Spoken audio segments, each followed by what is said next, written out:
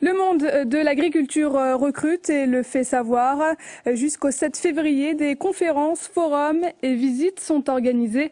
Objectif, découvrir la diversité des métiers de l'agriculture et rencontrer des professionnels. Pour nous en parler, nous recevons Isabelle Bispo, chargée de mission à l'ADEFA, l'Association nationale pour l'emploi et la formation en agriculture.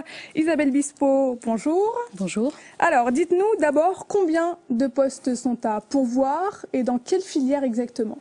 Alors, au niveau régional, donc Pays de la Loire, au sein de l'AREFA, qui est l'association régionale donc de l'emploi et de la formation en agriculture, nous avons mené l'an dernier une étude prospective justement pour évaluer le besoin, le nombre de postes permanents, c'est-à-dire en CDI, qui seront à pourvoir dans les années à venir, puisque les exploitants partent petit à petit en retraite, les salariés également. Donc, il est nécessaire de remplacer ces départs et nous avons estimé à 2000 emplois, donc le nombre de postes à pourvoir, donc des postes en CDI, donc tous les ans dans les années à venir, donc jusqu'en 2020. Dans quel métier? Alors, ce sont les métiers de la production agricole.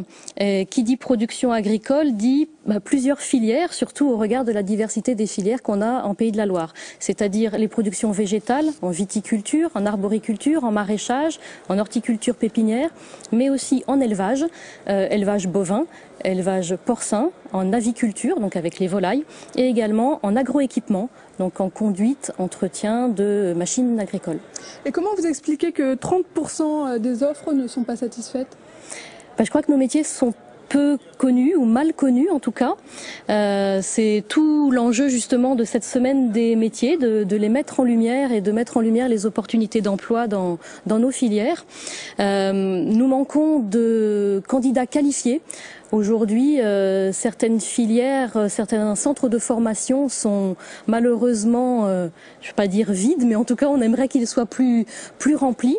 Et c'est vrai que l'enjeu est aujourd'hui de faire connaître et de donner envie à des jeunes et à des moins jeunes de s'orienter vers nos métiers.